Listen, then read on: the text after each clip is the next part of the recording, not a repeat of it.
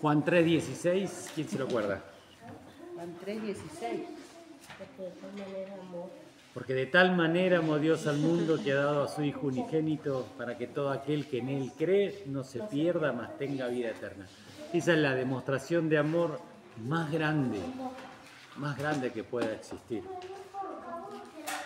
Saben que estamos estudiando los atributos de Dios. Y la pregunta es si realmente conocemos a Dios. Y nos venimos haciendo esa misma pregunta hace 3 meses, van a ser 4 ahora, que nos hacemos la misma pregunta. ¿Conocemos al Dios de la Biblia? ¿Realmente conocemos a ese Dios? ¿Tenemos una relación con ese Dios que dice las Escrituras? Porque si realmente no conocemos a ese Dios, estamos adorando a un Dios de imagen, un Dios de imaginación, ¿no? Si decimos tener fe, pero no conocemos al objeto de nuestra fe está depositada en una ilusión, en un Dios de imaginación que nos hemos hecho a nuestro concepto, a nuestra idea, a nuestros placeres, a nuestros deseos. Y eso es un ídolo. Y para Dios es lo peor que hay, que haya un ídolo delante de Él. Entonces, muchas veces Dios tiene que desilusionarnos, ¿no?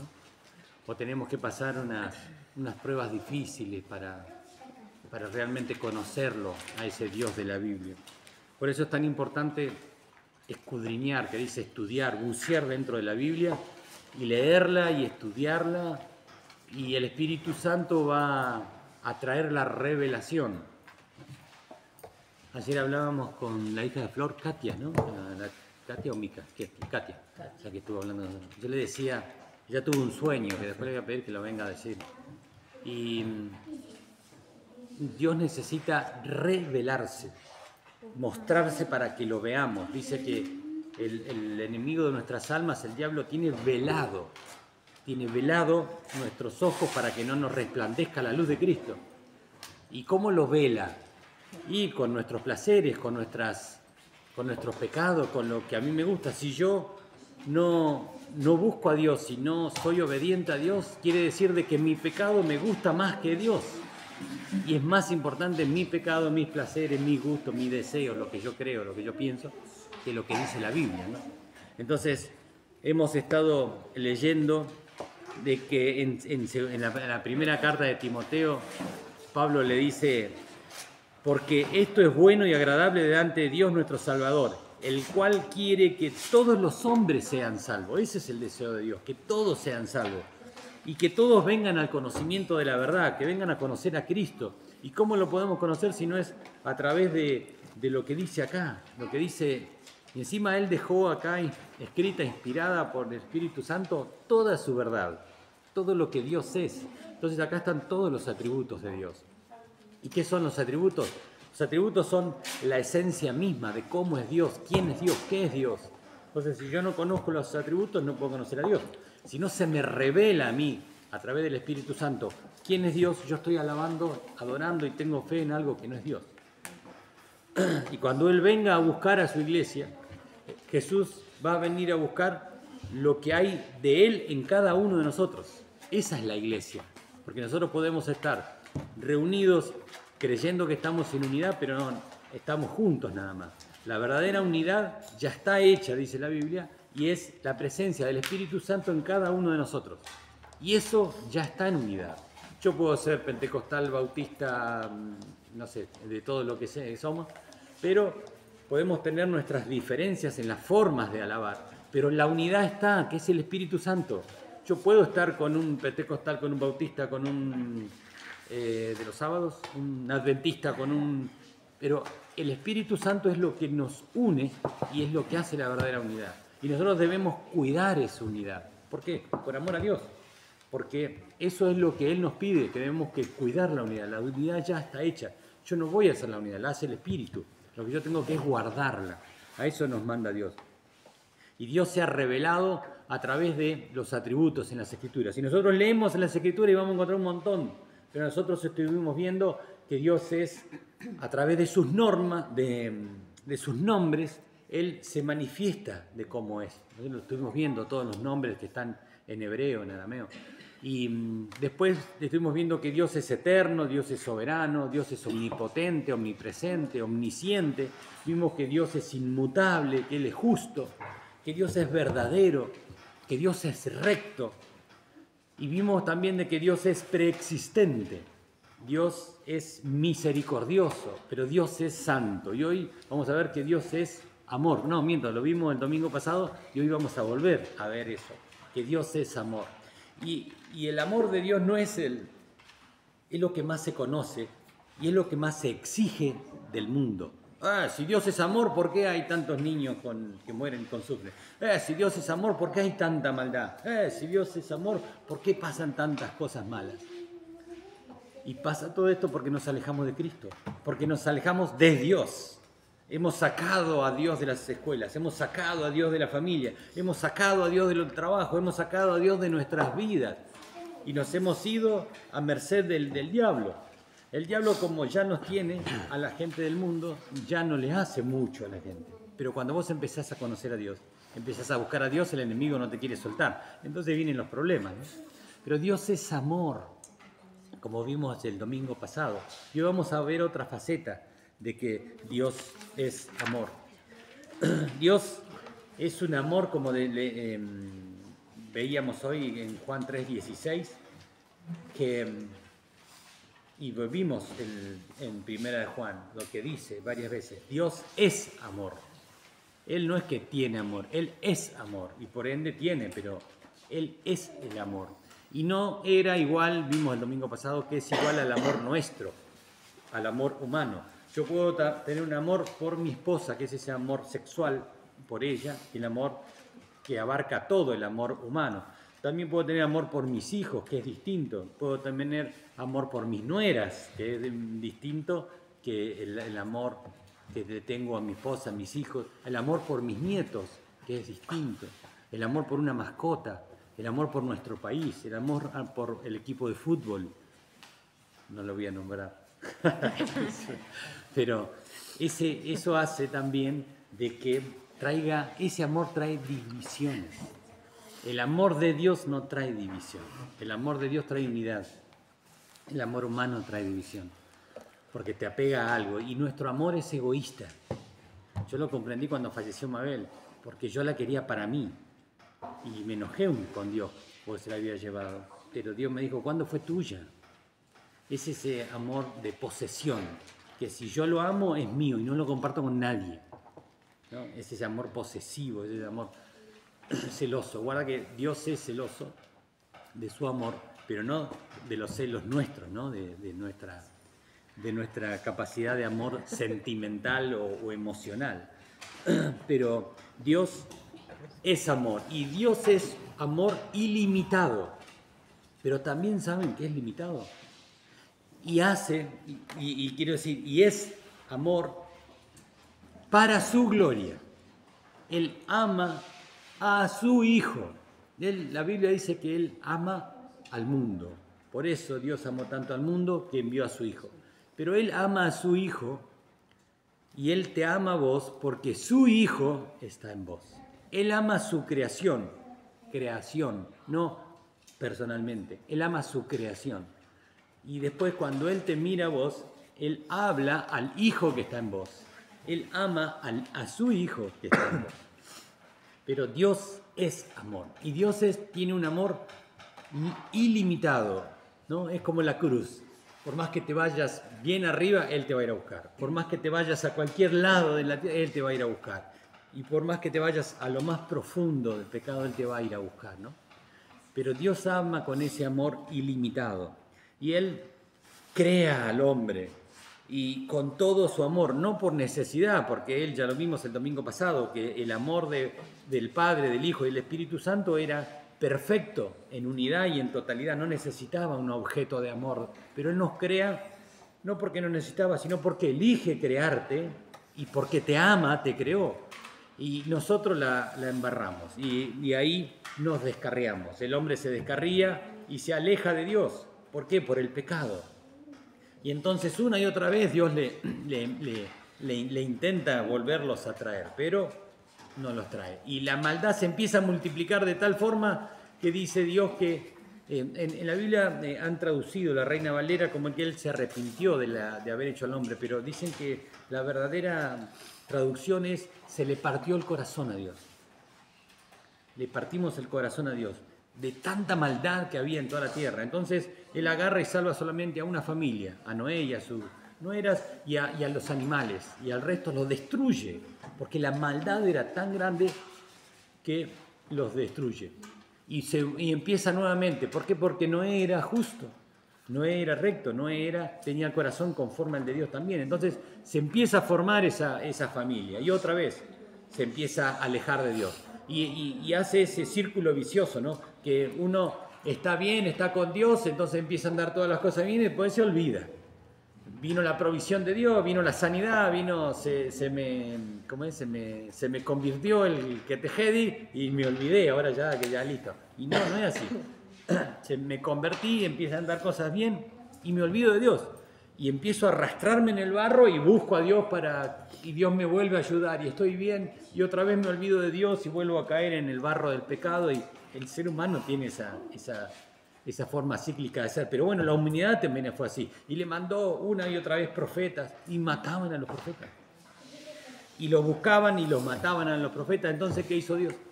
Envía a su Hijo. Envía a su Hijo para que Él muriera y pagara de una vez por todas todo ese pecado, ¿no? que se hacía, por todos los ritos que se hacían del sacrificio y todo. Viene Jesús y muere. ¿Y por qué lo envía Dios? Por amor a esa creación que se había alejado de Él, envía a su Hijo. Y su Hijo, en obediencia y por amor y obediencia al Padre, entrega absolutamente todo, toda su vida. Sigue siendo todo por amor. Él por amor entrega su vida y nosotros se va al Padre y envía por amor a su Espíritu Santo. Y todo aquel que cree en Jesús y recibe al Espíritu Santo tiene vida eterna por amor. Y por la eternidad recibe ese amor. O sea que ese amor es ilimitado, pero solamente para los suyos. Dice en la carta a Tito 3:4, dice, pero cuando se manifestó la bondad de Dios, nuestro Salvador, y acá está la Trinidad otra vez expresada, pero cuando se manifestó la bondad de Dios, nuestro Salvador, y su amor para con los hombres, nos salvó, no por obras de justicia que nosotros hubiéramos hecho, sino por su misericordia. ¿Por qué? Porque yo no puedo hacer nada para que Dios me ame más. Yo no puedo hacer nada para que Dios me deje de amar, salvo pecar. Él me va a seguir amando, pero cambia el amor a ira y a condenación eterna. Y acá está el gran problema, ¿no? Pero fíjate que dice, nos salvó no por obras de justicia que nosotros hubiéramos hecho, sino por su misericordia, que es que Él no nos da lo que merecemos. Eso es misericordia. Por el lavamiento de la regeneración y por la renovación en el Espíritu Santo.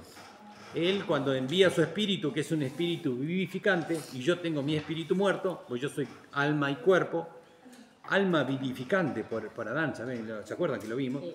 Entonces mi espíritu está muerto, entonces cuando viene el espíritu vivificante de Dios, se hace uno con el mío, y ahí vive mi espíritu. Y se hace uno con el Espíritu del Señor, que es que cuando yo muero, siente el Padre. Bueno, vamos para otro lado. El Espíritu Santo, el 6 dice, el cual derramó en nosotros abundantemente por Jesucristo nuestro Salvador. Fíjense que acá está toda la Trinidad, ¿no? Toda la Trinidad de Dios. Para que justificados por su gracia viniésemos a ser herederos conforme a la esperanza de la vida eterna. Padre, Hijo y Espíritu Santo, ¿no? Y acá nos muestra de cómo el Espíritu Santo, cuando entra en mi vida, que trae a Cristo, trae a todo Dios, me da esa esperanza de la vida eterna. Así que el amor de Dios es ilimitado. Él ama con un amor eterno. Pero este aquí, que es limitado cuando yo, de mi propia concupiscencia, de mi propio error, de mi propio deseo, peco y estoy frenando. Dios me ama igual, pero el pecado que hay en mí transforma ese amor en ira y en condenación. Dice Romanos 8:38 de que nada de lo que hay, ni lo alto, ni lo profundo, ni ninguna otra cosa creada nos puede separar del amor de Dios que es en Cristo Jesús. Amén, decimos nosotros. ¿Y el pecado? No lo nombra el pecado. El pecado es lo que hace esa separación, que la hizo en el Edén, pero la hace hoy con Cristo, ¿no? Dice en Marcos 10, del 17 al 23, cuenta la historia de que, y eso lo cuenta Jesús, ¿no? De que él va por la vía caminando y viene corriendo un joven y le dice: Señor, Señor, ¿qué tengo que hacer para heredar la vida eterna? Y él le dice los mandamientos: no robes, no hurtes, no mates, hacele caso a tus padres. No, le dice todos los mandamientos. Y él le dice: todo eso lo hice desde mi juventud. Y lo que dice Jesús, dice: entonces Jesús, mirándole, le amó. Yo me imagino que la cara tierna de Jesús, sabiendo lo que iba a acontecer, sabiendo, porque él conocía la verdadera intención del corazón de ese chico. Él sabía lo que iba a elegir, él sabía. Y así todo Jesús, dice, Jesús lo miró y se lo amó y le dijo: hace una cosa, vendé todo lo que tenés. Era un hombre rico. Vendé todo lo que tenés, dáselo a los pobres. Tomá tu cruz, crucificate todos los días y seguime. Y el muchacho se entristeció y se fue. Yo imagino también la tristeza de Jesús, ¿no? Porque él sabía de que por confiar, porque no es que Dios no quiere que tengamos posesiones, Dios quiere que estemos bien en este mundo, disfrutemos de esta vida y nos da posesiones. Lo que él le dice acá en el 24, dice: los discípulos se asombraron de sus palabras, pero Jesús respondiendo volvió a decirles: hijos, cuán difícil es entrar en el reino de Dios a los que confían en la riqueza. Más fácil es pasar un camello por el ojo de una aguja, mira vos, que un rico que confía en sus riquezas, no que confía en Dios, sino que confía en sus riquezas, entre al reino de los cielos. Y lo mismo cuando Jesús estaba con sus discípulos, le dijo: lo limitan al amor de Dios. Cuando él habla y les cuenta en Mateo 22, cuenta la historia de las bodas. Dice que un rey, el hijo se casaba e hizo una tremenda fiesta, mató a todos los animales gorditos, hizo una tremenda fiesta, se gastó todo para la fiesta, porque se iba a casar su hijo Alan, se iba a casar. Y dice: bueno, ya está todo listo, siervos, traigan a los invitados. No vino nadie. Dice que los que estaban invitados enseguida se justificaron, todos dijeron: no, yo tengo que hacer esto, no, yo esto, no, yo acá, yo sé, yo... Dice que algunos mataron a los siervos que venían a avisarles de la boda, a avisarles de la gran fiesta, los mataron. Entonces el rey se enojó y agarró a los soldados y destruyó la ciudad y mató a todos a los primeros invitados. Y le dijo a sus siervos: vayan y traigan a toda la gente que está en el camino, a todos. ¿Y por qué lo del camino? Porque en el camino eran los que eran los pobres, eran los mendigos, eran los dejados de lado, eran los que se llaman los gentiles. Y cuando nosotros escuchamos de los hijos de Dios y los gentiles suena lindo, porque para nosotros decir que es gentil, que es un tipo bondadoso, bueno, pero gentil era una rata. En ese momento se le decía a los perros, pero hoy los perros se los consideran como mascotas, en ese momento no. El perro era un perro, hoy sería para nosotros una rata, ¿no? Esa rata con la colilarga que anda para acá, que todo el mundo le tiene miedo por el hantavirus, bueno, esa es la expresión de gentil. ¿Entendés? Entonces, ay, qué gentil este hombre, qué rata en porquería. Esa era la expresión de la rata. Entonces, cuando él dice: vayan a esos, a los miserables, a los que no tienen, los manda a eso. Entonces, esos vienen y dice: y trajo a los malos y a los buenos, los siervos. Trajeron a todos a la reunión. Y después, cuando vino el rey, encontró a uno que no estaba vestidito con la ropa de gala, como decía hoy Rocío, para el casamiento, que nos invitan a un casamiento con ropa de gala que tiene que ser de un determinado color. ¿No, Rocío? Que era de determinado color. A los casamientos de ahora. Entonces, al que no encontró con la vestimenta, dijo: sáquenlo allá, átenlo de mano, dice primero. Sáquenlo allá afuera, donde va a ser el crujir de dientes. El dolor va a ser tan intenso que se van a romper los dientes. A las tinieblas de afuera. Todos vienen, pero no todos, dice el 14 dice: porque muchos son llamados y pocos escogidos. ¿No? Dios llama a todos, pero solamente va a escoger los que conoce su corazón, los que hay realmente conocimiento de Dios y tienen una relación con Él. Así que esto es esta alegoría que hace acá Jesús. Está diciendo lo que iba a pasar, lo que está pasando hoy. A su pueblo, Él vino a los suyos y los suyos no le recibieron, encima lo rechazaron y lo mataron. Entonces nos dio la posibilidad a nosotros, a los gentiles, a que lleguemos al reino. Y todo lo que estemos en el reino, no todos se van a salvar, dice, porque vienen malos y buenos. Pero dentro, dice, muchos son los llamados y pocos los escogidos, porque van a estar con un conocimiento de Dios que es erróneo, que es distinto, que es según su deseo, su idea. Si no, esto de Dios, yo puedo leer el Sermón del Monte, pero cuando me dice que tengo que poner la otra mejilla, no, eso los paso de alto, eso mejor lo tachamos. No, poner la otra mejilla no, mejor yo, si me la hacen, me la desquito, si me la hiciste, me la pagás. No, eso está mal. Entonces cuando te dice, si alguien te pide la capa, dásela, no, yo te la presté, me la devolvé. Entonces empezamos a tachar cosas de la Biblia, eso no me gusta. Entonces me hago un Dios a mi imagen, como yo quiero, entonces a veces me enojo y peleo por ese Dios. Y me peleo con otro diciendo, no, Dios es así, Dios no te puede pedir eso. Dios no te puede exigir de que leas tanto la Biblia. Y nos hacemos a un Dios como nosotros, ¿no? Y entonces eso lo limita a Dios, la maldad, la insensatez, la iniquidad, la práctica del pecado, dice la Biblia. No es que yo estoy en Cristo y cometo pecados. Por ahí me enojo, por ahí digo malas palabras, por ahí hago cosas nada. Pero enseguida el Espíritu Santo me redarguye, me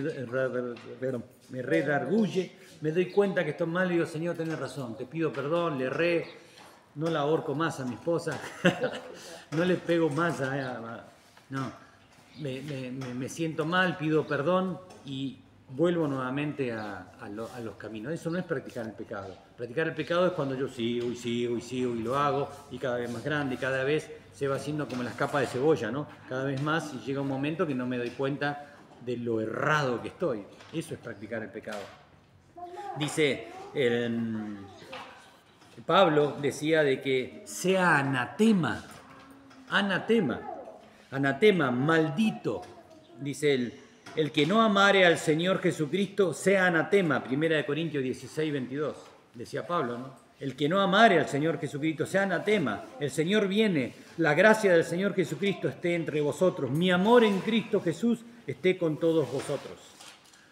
Nosotros le ponemos el límite al amor de Dios sobre nuestras vidas y se transforma en ira, se transforma en condenación y en condenación eterna. Ese es el gran problema. Pero cuando Él dice que Él vino a los suyos y los suyos lo rechazaron, los suyos no lo reconocieron, era porque ellos tenían el conocimiento de un Dios equivocado, ¿no? Cuando Jesús se les presenta de cómo era y Él les muestra y le dice, ustedes escucharon que fue dicho, pero yo les digo, o ustedes vieron esto, pero lo entendieron así, y Él se les manifiesta realmente cómo es. Y los que le recibieron, esos son los suyos. Y ahí ellos reciben el amor eterno. Ese amor eterno viene para ellos, para sus amigos, para los que lo reciben a Él como dueño, como Señor y Salvador. Y ese en Juan 15 dice, este es mi mandamiento, decía Jesús, que os améis unos a otros como yo os he amado. Nadie tiene mayor amor que este, que uno que ponga su vida por sus amigos. Ese es el amor de Dios. ¿Cómo puedo estar yo, dice, peleado con mi hermano? Si yo estoy peleado con mi hermano, el amor de Dios dice que no está en mí. No puedo estar peleado con mi hermano. Y Dios va a usar a tu hermano, a tu hermana, o a tu esposa, o a tu esposo. Lo va a usar, dice que hierro con hierro se aguza, ¿no? Para afilarte. Te va a tratar, a mí me ha tratado con mis hijos, con niños chiquititos. Yo les comenté con niños chiquitos de la iglesia que me traían una palabra que me movía la mostaza adentro. ¿Por qué? Porque Dios me estaba mostrando que yo estaba mal. Él no era el problema, era yo. Era yo el que tenía la viga en el ojo. Y el reflejo de la viga de mi ojo me hacía parecer de que el otro tenía una pajita. Así que Dios, en su amor, envía a herramientas útiles en las manos de Él para tratar a nosotros, para que entendamos que Él es amor. Y el amor de Dios no es, como decíamos, es por ahí el más visto y el más criticado por el mundo, pero no es el principal. Todos los atributos de Dios están en igual categoría, en perfecta armonía, en perfecta unidad, todos. Por eso, porque Él es amor y es misericordioso, pero es recto y es justo y encima es eterno, o sea que es para siempre. Y Él es soberano, decide, así que todos los atributos trabajan en armonía y traspasados por la santidad de Dios, todos los atributos, ¿no? Por eso poder entender de que todos esos atributos que son ilimitados, que el amor es ilimitado, que es uno de esos atributos, no es más que otro, sino son todos iguales, porque Dios no es ni carcelero ni es prisionero del amor. No. El amor de Dios trabaja y es coherente con toda la plenitud de su ser y con todo el propósito de Dios para cada uno de nosotros y para ese propósito eterno, que cada uno de nosotros está incluido en ese propósito eterno. Y ese amor dijimos que es ilimitado, que es limitado por mí y por el pecado, y es para la gloria de Dios. Ama Dios para su gloria. Él ama a su Hijo y al Espíritu Santo porque sigue estando esa plenitud. Él nos crea por amor y esa presencia de Él en mí es el que Él ama, porque ese es el amor de Dios que está en mí. La presencia de Dios que está en mí, el Espíritu Santo, es el amor de Dios. Entonces, si yo lo tengo, puedo amar, pero yo soy el límite. Yo soy el límite del Espíritu Santo. ¿Se acuerdan los 9 que es el fruto del Espíritu Santo? Gracias. Ponele acá, Teo. Sí, ponele el nombre. No, el fruto del Espíritu Santo, el resultado del obrar de Dios en mí, el primero es, ¿qué dice la Biblia? Amor. Amor, gozo, paz, paciencia, bondad, benignidad, fe, mansedumbre y templanza. 9 manifestaciones del obrar del Espíritu Santo en mi vida. Y el primero es el amor. Entonces, si Dios está en mí y obra en mí, yo voy a poder amar con ese amor que vamos a ver el domingo pasado, que es el amor de 1 Corintios 13. Ahora sí, gracias. El amor de 1 Corintios 13, que es tan difícil, imposible para nosotros, porque es el amor de Dios. ¿Cómo puedo amar yo a aquel que me falló? Sobre todo en el matrimonio. Aquel que te falla ya lo odias de por vida, no lo podés amar, volver a amar. Aquel hijo que hizo algo contra los padres, que lo crucifican, los hermanos que se hacen cosas horribles. Bueno, el amor de Dios es el amor de Dios, no es el amor nuestro, así que no lo vamos a entender si no me lo revela el Espíritu Santo. Por eso la única que me queda es humillarme. Humillarme es lo único que me queda. Arrepentirme del pecado que haya en mí. Confesarlo, sacarlo para afuera y no volverlo a agarrar, ¿no? Pero humillarme es arrepentirme, confesarlo y aceptarlo a Cristo que ocupe el lugar que le corresponde en mi vida. Entonces, si Cristo está en mí, porque van a ver las obras buenas. La salvación es por gracia, no es por obras. Pero las obras tienen que estar porque demuestran de que la gracia está en mí. Si no hay obras, mi fe es muerta, dice Santiago, ¿no? Si no hay demostración de fe si no tengo obras buenas. ¿Qué es el fruto del Espíritu Santo? Esa es la obra de Dios en mí. Y si hay obra de Dios en mí, quiere decir que el amor de Dios está en mí. Entonces, puedo entender, como decía Pablo, me es impuesta necesidad. Necesito predicar, necesito mostrar a Cristo. Yo necesito, ¿por qué? Porque, ¿se acuerdan que a la samaritana le dijo que de su interior iban a brotar ríos de agua viva? Ese agua va a brotar de vos, ese amor que Dios puso en tu corazón va a salir y vas a tener la necesidad de amar, vas a tener la necesidad de, como decía el domingo pasado, de predicar la palabra y si es necesario hablar, ¿no? Así que poder entender de que mi vida tiene que ser una demostración de amor. Si no lo es porque, ¿se acuerdan que hay 2 naturalezas dentro mío, no? Está la naturaleza carnal y la naturaleza espiritual. Según la que yo alimento es la que predomina. Entonces es lo que sale para afuera. Si yo alimento espiritualmente con oración, con lectura de la palabra, con juntarme en la iglesia, con unirme con la familia que tiene el mismo amor que yo y que me ayuda a cambiar y a permitirle al Espíritu Santo que obre en mi vida, va a salir para afuera eso, va a salir el amor de Dios para afuera, ¿no? Así que eso es entender, ¿no? De que el amor de Dios es ilimitado, que soy yo el que lo limito con mi vida, con mi forma, con el pecado, y que Dios ama para la gloria de su nombre, hacerlo todo para la gloria de Dios, y no, desde que comer, dice, hacerlo todo para la gloria de Dios. Todo lo que hacéis, dice Colosenses 3:17, sea de palabra o de hecho, hacerlo todo en el nombre del Señor Jesús, dando gracias a Dios Padre por medio de Él. Y en 1 Corintios 10:31 dice, pues coméis, pues, sí pues, coméis o bebed, o hacéis otra cosa, hacedlo todo para la gloria de Dios. Y es Él el que va a obrar en mí. Todo sea para la gloria y por amor a su nombre. Eso es por lo cual fuimos creados. Nosotros fuimos creados ¿para qué? Cuando lo vemos en los 4 evangelios, por lo general al final, le dice, id y haced discípulos a todas las naciones, bautizándolos en el nombre del Padre, del Hijo, del Espíritu Santo. Si alguien creyere, va a ser bautizado. Hagan discípulos, lleven a Cristo. ¿Y cómo llevamos a Cristo? Como era Él caminando en la tierra, haciendo cosas buenas, amando al otro. Amando porque el amor de Dios está en ti, entonces vas a poder hacerlo.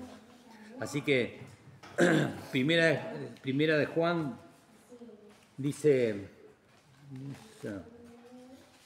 amados, 7, primera de Juan 4:7 dice, amados, amémonos unos a otros porque el amor es de Dios y todo aquel que ama es nacido de Dios y conoce a Dios. El que no ama no ha conocido a Dios porque Dios es amor. En esto se mostró el amor de Dios para con nosotros, en que Dios envió a su Hijo unigénito al mundo para que vivamos por Él. En esto conocéis el amor, no en que nosotros hayamos amado a Dios, sino que Él nos amó a nosotros primero y envió a su Hijo en propiciación por nuestros pecados. Amados, si Dios nos ha amado así, debemos también nosotros amarnos unos a otros. Nadie ha visto jamás a Dios. Y eso lo dice todas las Escrituras, ¿no? Cuando Moisés le pidió ver, Dios le puso la mano en la roca para que él vea solamente cuando él pasó. Nadie vio a Dios y está vivo. Dice que jamás ha visto. Si nos amamos unos a otros, Dios permanece en nosotros y su amor se ha perfeccionado en nosotros. ¿Qué quiere decir? De que la gente, nadie va a poder ver a Dios, pero va a poder ver a Dios en nosotros. Si yo amo con el amor de Dios, van a conocerlo. Entonces, mis obras van a dar gloria a Dios y van a querer conocer a Dios. Y para eso Dios nos creó y puso su amor, para que yo hable y muestre el amor de Dios. Si yo no lo muestro, no estoy cumpliendo para lo cual fui creado. En esto conocemos que permanecemos en Él y Él en nosotros, en quien nos ha dado de su Espíritu. Y nosotros hemos visto y testificamos que el Padre ha enviado al Hijo, el Salvador del mundo. ¿Saben?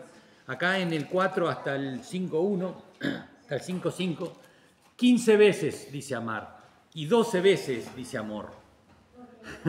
Así que mirá la importancia que le dio Juan en estas cartas. Y en estas cartas él ya era el último que quedaba. Ya habían matado a todos y él estaba escribiendo estas últimas cartas antes de que lo manden a la isla de Patmos para morir ahí en esa roca, en esa isla, ¿no? Donde escribió Apocalipsis. Pero Juan escribe acá de lo que realmente, para qué fuimos creados. Para amar, para llevar el amor de Dios. Estamos capacitados porque Él dice que nos dio un corazón. Él sacó el corazón de piedra y nos puso un corazón de carne. Después, ¿qué hizo?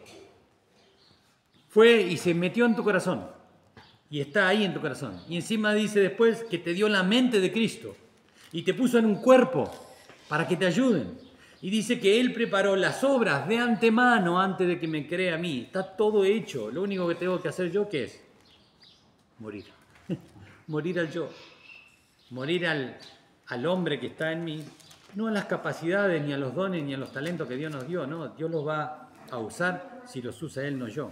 Por eso, entender de que esa es mi cruz, eso es lo que yo tengo que hacer, crucificarme todos los días.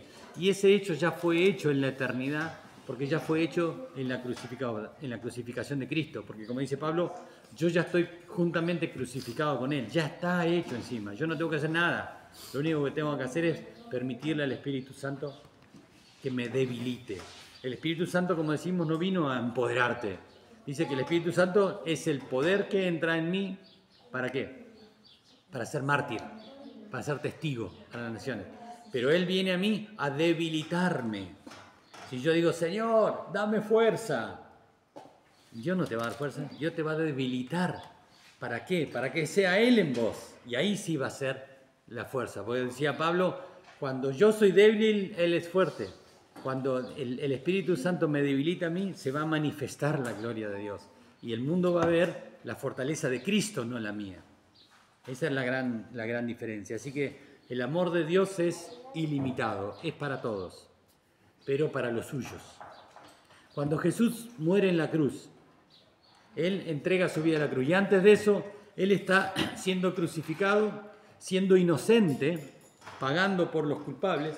Y atrás de Él había dos delincuentes, dos homicidas, que ellos merecían el castigo por ser culpables. El de adelante era inocente y no merecía, pero por obediencia a Dios y por amor a la humanidad lo entrega y entrega todo. Y los dos de atrás eran culpables, pero uno se arrepiente. Entonces, ese que se arrepiente, al amor de Dios que estaba limitado por su pecado, le permite ser eterno y va al paraíso. Jesús le dijo, esta noche estarás conmigo. En cambio, el otro se mantuvo igual, lo rechazó a Jesús. Entonces, dice Pablo que sea anatema. ¿Anatema quién es? Los que no lo recibían como Mesías a su pueblo, pero el que no lo recibe como Señor, o como no lo recibe como Salvador, o blasfema o sigue pecando la práctica del pecado, es esto, es la condenación y la ira, es de ese lado. Así que está la manifestación perfecta del plan eterno de Dios. El amor de Dios en Cristo es ilimitado, limitado por el pecado y limitado al que lo recibe y le permite ser. Y el amor de Dios es por gracia, y lo vimos, es por gracia, es un regalo inmerecido, así que ese es el amor de Dios es por gracia, pero esa es la forma que nosotros tenemos que amar. Mire que Dios dice, no amen al mundo y a las cosas de este mundo, no se conformen, no tomen la forma de este mundo, pero sí nosotros debemos amar lo que Dios ama, que es su creación. Yo tengo que amar al otro, pero amarlo con gracia, aunque no lo merezca, lo tengo que amar. Y a veces hay gente que nos cuesta amar, ¿no? Ni con calzador lo pasamos. Pero bueno, Dios me manda a que yo tengo que amarlo, por gracia, pero también por compasión. Dice Gálatas 6:10, así que según tengamos oportunidad, hagamos bien a todos y mayormente a los de la familia de la fe. Y en esto conoceráis que sos mi discípulo, dijo Juan 13:35. Si tuvieres amor los unos con los otros. Así que es por gracia que tenés que amar, pero con compasión y con advertencia. Es la obligación mía decirle que por el pecado Dios se limita a ese amor y vos te vas a la condenación. La advertencia, yo tengo la obligación de proclamar la palabra de Dios y tengo que hacer ese ofrecimiento, que es Cristo la salvación. Él es la puerta para poder entrar al reino. Él es el camino, Él es la verdad, Él es la vida. Él es el único camino para llegar al Padre. Así que eso yo tengo que amar a toda la creación, a todos ellos, a todo el mundo lo tengo que amar por gracia, con compasión, pero con advertencia y con ofrecimiento de Cristo. Amén. Y ese es el amor de Dios, el amor que no se entiende, no se comprende, porque solamente se recibe y se revela por el Espíritu Santo. ¿Cómo voy a amar al que me hace mal? ¿Cómo voy a amar al que una y otra vez me rechaza? ¿Cómo voy a amar? Y Jesús lo hizo, caminó de esa forma acá en la tierra y Él marcó el precedente, ¿no? Él marcó de cómo teníamos que ser nosotros. Y es imposible para el ser humano. Solamente es posible a través de la manifestación del Espíritu Santo en nuestras vidas. Porque si no es Él, es el enemigo. A alguno de los dos, el ser humano le pertenece. O al diablo o a Dios. No hay medias tintas, no hay grises en el mundo espiritual, ¿no? En el mundo sí, hay muchos grises. Incluso en la Biblia hay muchos grises que no quedaron bien claros. Pero bueno, eso lo revela el Espíritu Santo. Pero hay dos caminos solamente, hay dos realidades, hay dos naturalezas y hay dos amos. Dios y el diablo. ¿De qué lado estamos, no? ¿Eso cómo se muestra? Si hay amor en mi vida.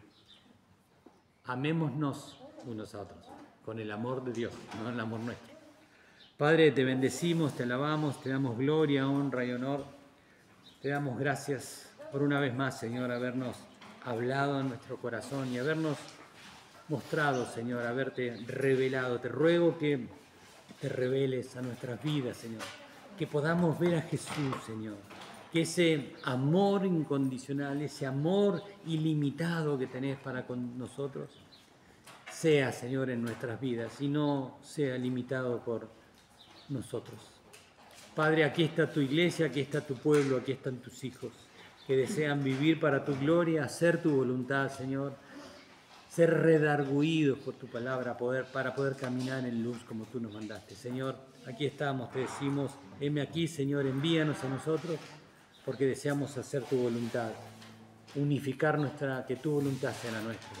Padre, gracias, Señor. Yo bendigo a cada uno de mis hermanos en el nombre de Jesús de Nazaret, los cubro con tu sangre y los reclamo para tu gloria. Señor, te ruego que venga tu reino a sus vidas y se haga tu voluntad en cada uno de ellos. Señor, que te manifiestes con poder y gloria en sus corazones y a través de ellos, Señor, a todo el mundo que los rodea, a toda la familia que los rodea, Señor.